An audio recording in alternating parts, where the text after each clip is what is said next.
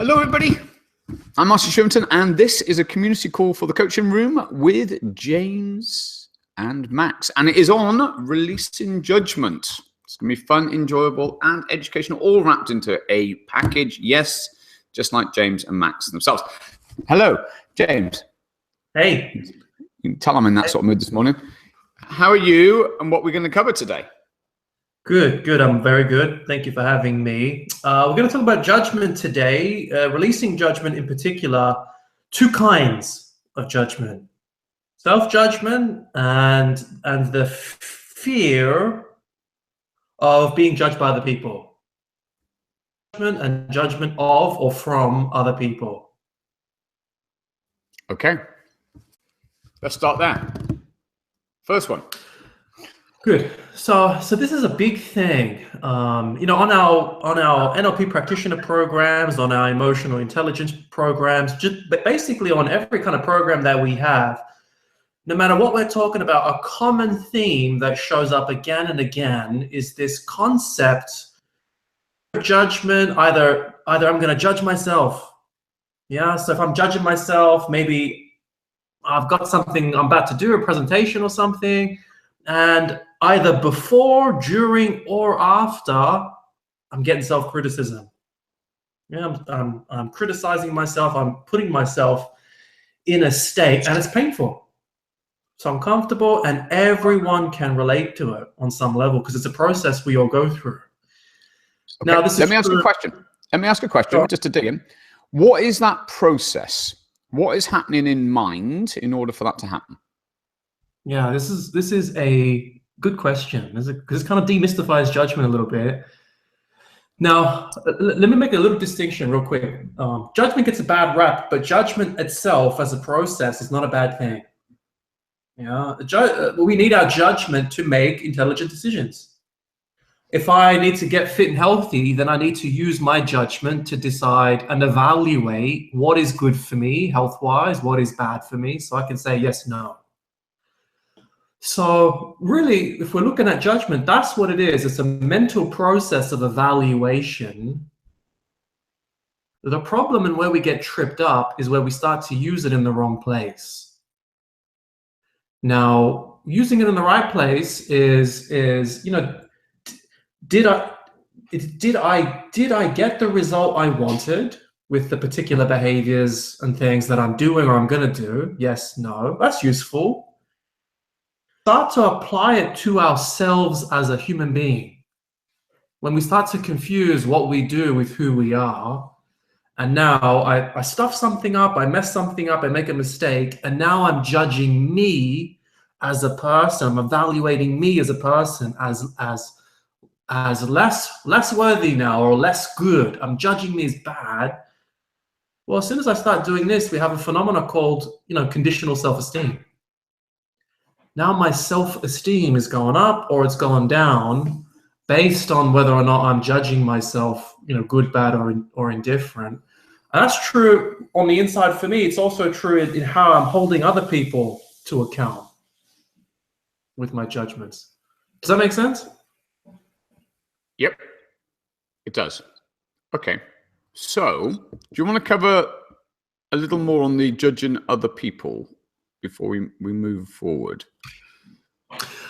Well, here's a big point I have.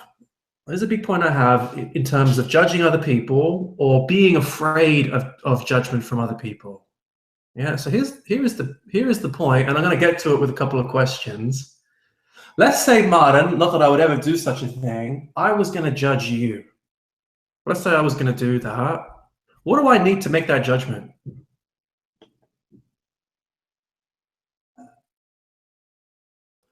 A perception of me. Yeah, I need a perception of you. And I also need something else. I need criteria, right? I need standards. Well, whose criteria am I using? Whose standards am I using? Okay. No, I'm using mine. I'm not using yours, am I? So I'm using mine. Now, where did I get mine from? My history, my upbringing, my conditioning, my values, my beliefs, what I learned, what I didn't learn. Notice all the me in that. Where are you? So here's the point when it comes to being afraid of judgment from other people or judging other people. If you're judging other people, you're not really judging them. You're judging you in their shoes, because it's your standards you're using, it's your history, it's your condition. They're not even in the process, they're just the object. And that's also true in reverse. That's why the adage, when a person judges you, they're saying more about themselves than they are about you. That's why that's true. Yeah, does that make sense? Yeah. Max, you got any 2 cents on that? Yep. Your internet's starting to come a little bit dodgy, but hopefully that'll fix itself. No judgment there. So one of the things that we talk about in our NLP practitioner courses is, does your particular habit or strategy serve you in the intention that you are wanting to achieve? So you know, judgment from self as an example. What's the positive intention of that? And are you actually achieving it? Now, as a generalization, I'm going to assume, and I'll speak on behalf of myself, that judgment is, you know, the positive intention of that is to improve, for example. So is the strategy of judgment enabling me my best in order to improve, or does it create more doubt, as an example? So the metaphor that I like, that you've brought up a number of times, is if your mind is a roadmap, is it leading you where you want to go? Or is it leading you astray?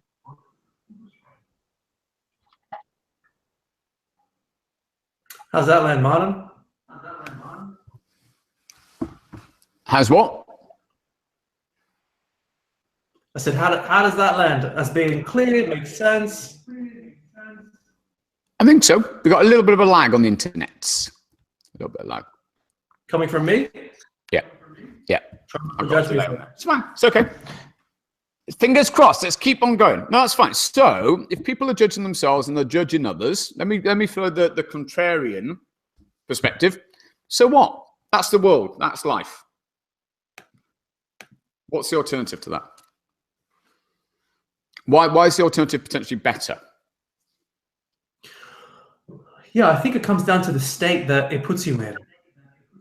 Yeah, if you've got judgment running or fear of judgment running and it doesn't really change your state at all, it's just kind of a concept, then it's probably not really causing you any problems. But what happens for most people, in our experience, in the training rooms, in the examples that people provide, is that it creates an unresourceful state. If I'm judging myself walking into a presentation or something that I got to do, then I'm anxious. I'm stressed. I got some pressure. Maybe afterwards, I'm bringing a sense of shame to myself based on how I went or could have went. Even if I'm going to nail it, even if someone's going to nail it, then the possibility that they may not, and all the judgment associated with that, ends up creating a big problem. Yeah, an emotional problem.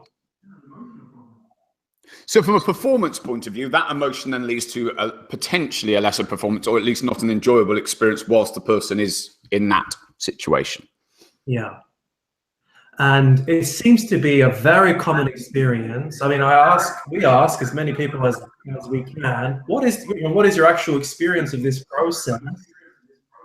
What's it trying to do? Usually people say it's trying to help me get better at something, trying to help me improve. But what it leads to for a lot of people is the exact opposite. It's hard to perform when you're stressed, you've got performance issues, anxieties, or even in relationships, it's difficult to engage and connect with people if the person is afraid of how they're going to be received. Maybe I'll be judged. Maybe people will think poorly of me.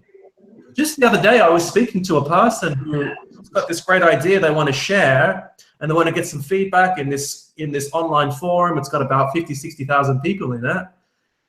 and it's for an entrepreneurial kind of thing. They want to build this new business, and they delayed for 4 or 5 days because they were concerned about what the other people who they don't even know might think of them.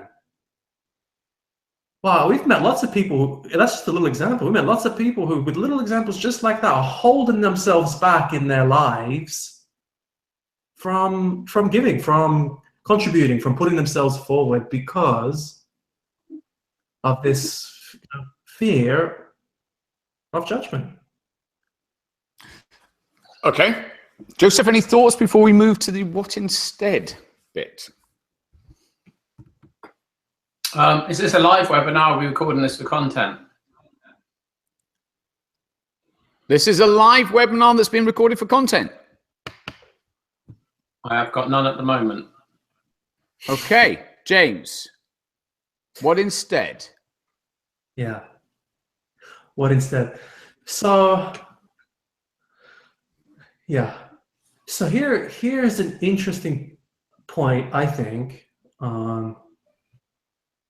What tends to happen for people?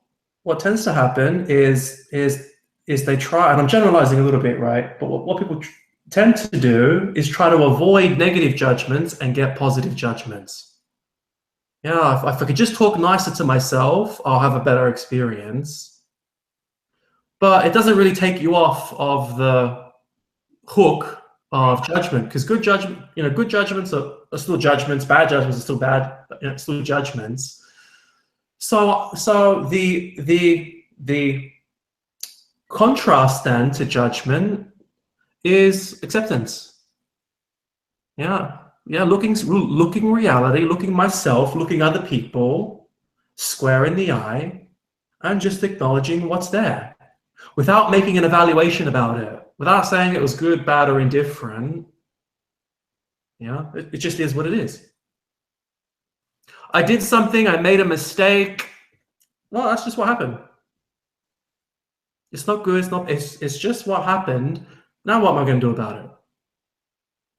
Someone else does something. My partner, for example, she loves backseat driving. She loves backseat driving. She's very good at it. Now I could get upset in that situation and reject it and judge it and have an ongoing problem with it. Or I could just accept that's just the way she is at this point in time. That's just the situation. It is what it is. Can I ask, let me just dive in on that one. Have you, however, attempted to adjust that aspect of her and the behavior? Yeah. So acceptance is not resignation or endorsing or condoning. So in that example, I did ask for her to change that behavior, but she likes doing it. It's her thing. That's just where she's at. So I guess the lesson here, is if you can do something about something in your life that's not desirable for you, then do that. But you can do that from a state of judgment and all of the emotional content that comes with that, or you can do it from a state of acceptance, which is open, clean, spacious. It's much less of a inhibitor. Cool. So the question that people will have is how? How do you create that space, that openness? Well, I got some thoughts, and then we'll ask Max what his thoughts are. I got kind of two thoughts on the subject. The first thought is that judgment's a process. It requires you to think things and do things, and it's a process, and then the end result is an evaluation and whatever state that comes with that. So it's a little bit like the metaphor. If you find yourself in a hole and that's not working for you, well, number one, stop digging. Yeah, don't engage in that process in the first place, especially when it comes to other people. If you want to stop experiencing judgment on the inside, start practicing it on the outside. Would be number one that we would promote. And then the second is, I'm going to guess that most people know how to accept things. I'm going to guess that everyone knows how to accept things. I mean, have you ever driven to work and you had a traffic jam and you were going to be late, and it's not what you wanted to happen? It's not ideal in your mind, but you didn't have a meltdown. You just kind of shrugged your shoulders and said, "Oh, well, that's just how it is." Let me tell you a quick story on that. Right, going to a wedding.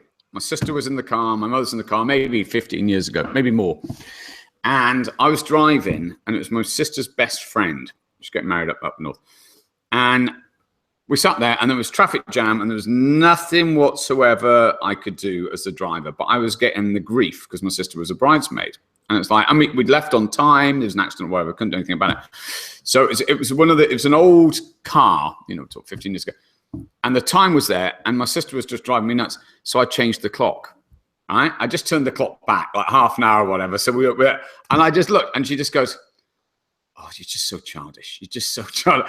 I was like, I find it entertaining because there's nothing else I can do. I know I can't change the time, but I'm making the point that is as pointless as that. Okay? That was it. Anyway, so that was what I did. So that was me being playful and accepting. Yeah. Oh, well, there it is. That's I would say that's exactly how to do that. What would you say, Max? So what I was going to share was, in a similar vein to what you shared, Martin, and it's that it doesn't exist. And so for those of who are watching that were on the call that we did last week with Joseph, we explored the concept of not so much the concept, but the experience of being occupied, and this, what a person thinks and feels, and how thinking doesn't actually exist. And so the judgment comes in the form of not only thinking but speaking. And so if we look at it from the other side of being judged, whether that's self-judgment or other judgment, really what's happening is I am experience some sort of fear or hurt or doubt or emotional pain around something that's not real.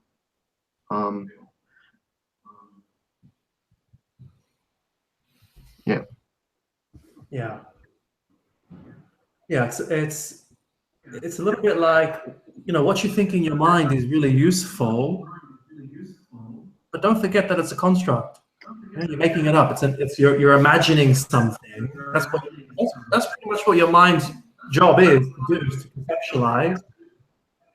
And it's beautiful. I mean, look at all the things we've been able. I mean, right now we are communicating with each other on technology that didn't exist once upon a time. Someone conceived of it using their imagination, or many people conceived of it. Well, that's a great use of the mind.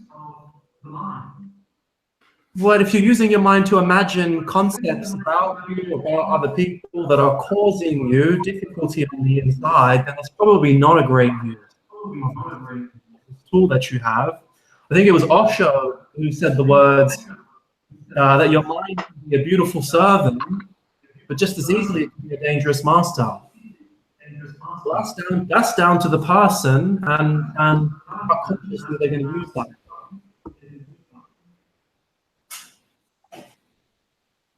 And then it's interesting how as children and as parents and teachers, there's this we'll call it a mantra of that is taught to kids, and that's sticks and stones will break my bones, but words will never hurt me.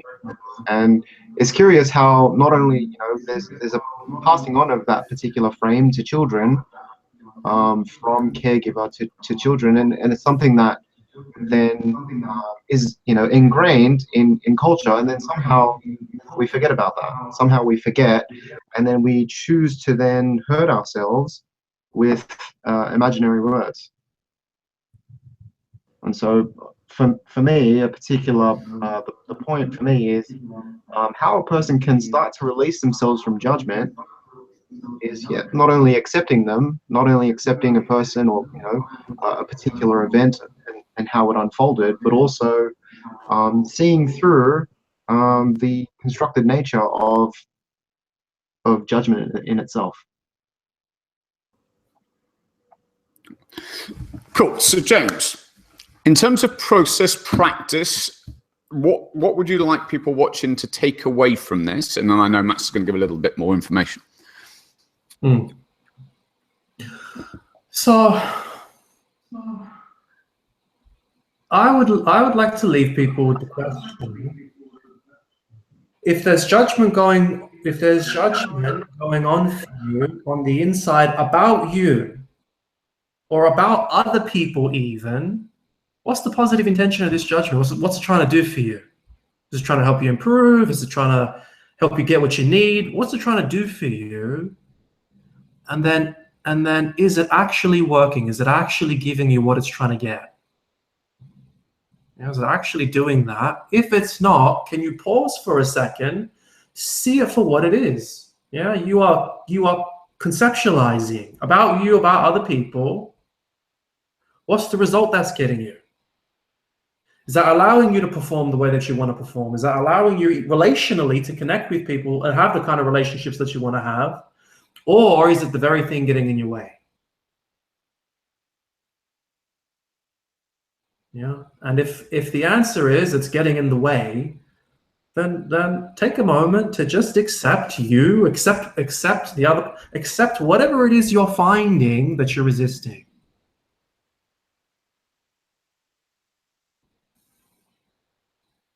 Okay, Joseph. Final thoughts.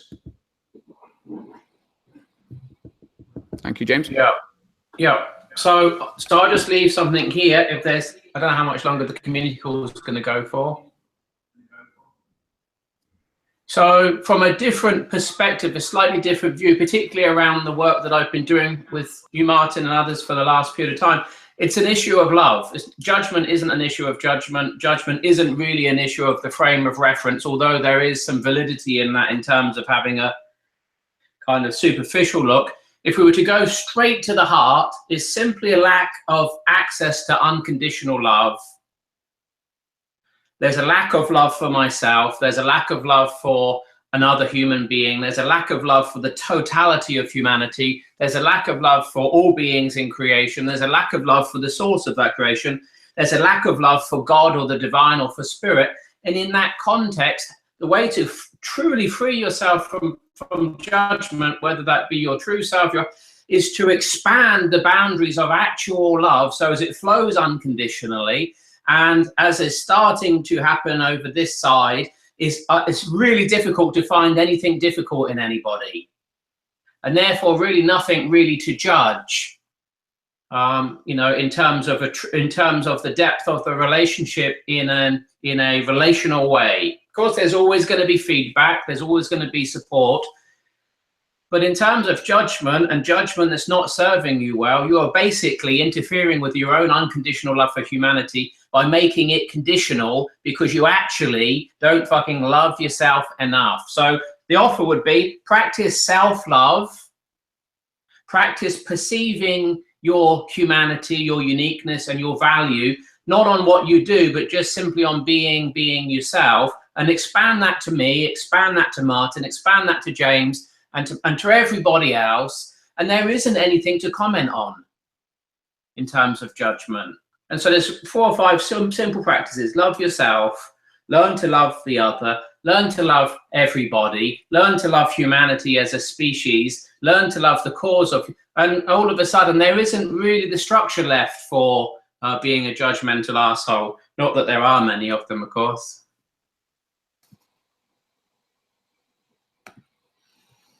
How was that? Good. Lovely to see you all. Right then.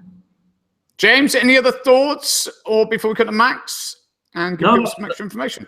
That was a great wrap up. Good. Max, what can people do if they want to know more?